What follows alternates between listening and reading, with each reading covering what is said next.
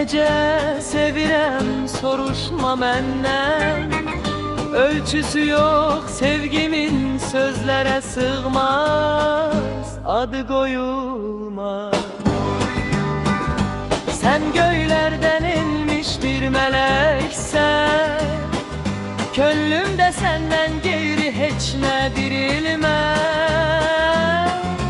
Qoca yarpaqlar kimi solmuş duyğular, sənin nəfəsinlə yenidən doğar.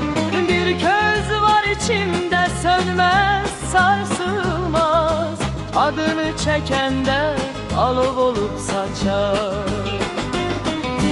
Ziyarətgah kimi baktır baxışın, dualar kimi çəkirəm adını. Dənizin dərinliği sənsiz var olar, bir damla göz yaşımla islanar. Taleyim sərt düğün bağları belə, bu sevgi ilə bir gün ərimez mi söyler? Zülmət gecələrin qara bağrında, sənin adın düşər işıq kimi ürəyə.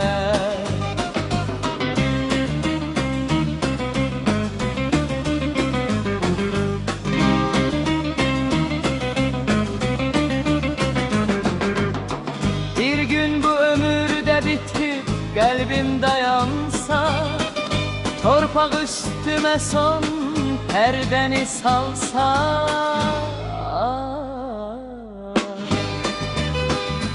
məzarın sükutlu lal saatında, sevgim torpaqdan da boylanar yanar. Çünkü sevgi ruhun ölmez səsidir, nə zaman nə məkan onun əsəridir. Səni necə sevirəm bunu Tanrı bilər, mən isə sadəcə səni sevərəm var olduqca.